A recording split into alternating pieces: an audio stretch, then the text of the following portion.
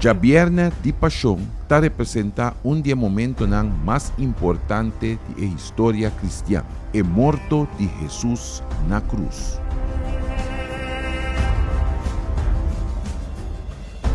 Sacrifício que o próprio Hijo de Deus hace.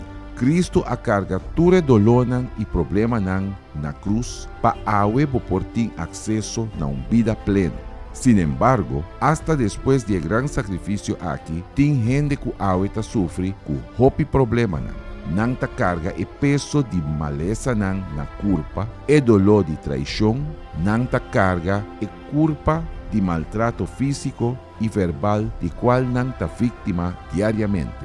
E peso de miranayunan entregar na droga, não ta carga e frustração de não poder dar na família uma vida de qualidade.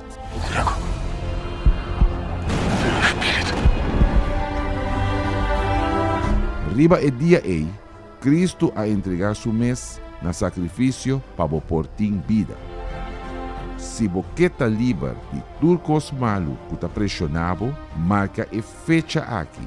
Já Viernes de Paixão e família na epia de cruz. E dia que lo marca começamento de uma vida nova na Igreja Universal do Reino de Deus, que é a indústria para riba do bar 32.